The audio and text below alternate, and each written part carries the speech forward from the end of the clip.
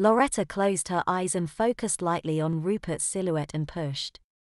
What the hell was that? Rupert said, falling back against the coach in utter surprise at the overwhelming pleasure he just felt.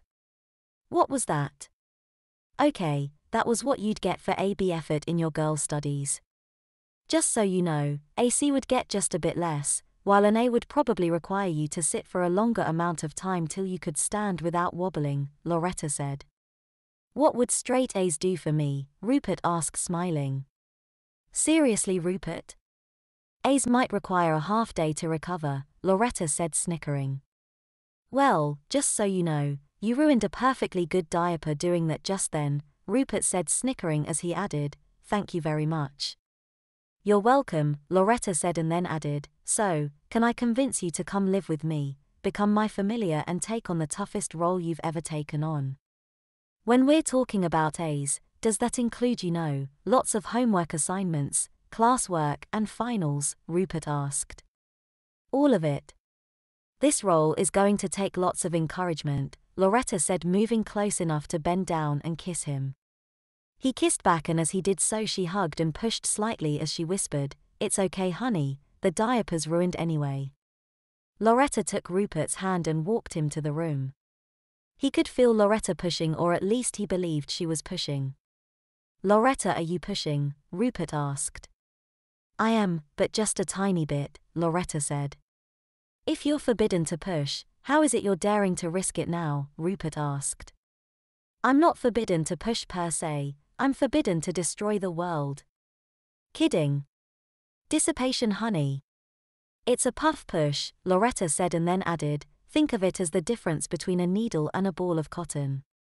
Your needle would represent focus while a ball of cotton would be a dissipating cloud.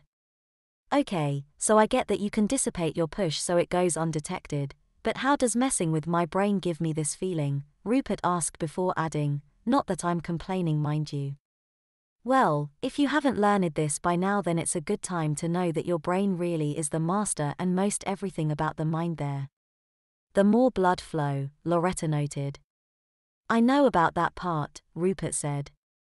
Ah, Rupert, and herein is why you need to study more, because you didn't know that at the same time that is happening, a substance called cyclic guanosine monophosphate is causing you also to relax. That too allows more inflow of blood. Damn, how do you do that? Rupert said. Well honey, you'll learn about this in school, I hope, but when I stimulate your nerve endings and endothelial cells, they release chemicals within your muscles. To be blunt, precious, the very thought of this is actually its own chemical cascade of stimulations that I foster in you. I simply tickle and you scratch, or put another way, I foster a cascade you further produce for the events you begin to feel in your diaper, Loretta says. Amazing, Rupert says. Even better if we were in bed, precious, Loretta says. Does the diaper stay on? Rupert asked. I'm afraid so honey, Loretta notes, and then added, but in a few weeks when things start to settle down and that too goes, we can make love properly. Till then I'm going to teach you the proper way to make love to a woman as a woman. Can you do this to yourself? Rupert asked. I wish, then again perhaps it's a good thing that we can't, but no, we can't. Like the proverbial snake consuming itself, your brain cannot wrap itself around itself, Loretta said, and then added, in the meantime I have found a partner who can provide me with stimulation, and for that I am profoundly grateful. Rupert spent the next 30 minutes learning about Loretta and her mind control. Someone, Hazel said, must have had one hell of a fun time learning about it.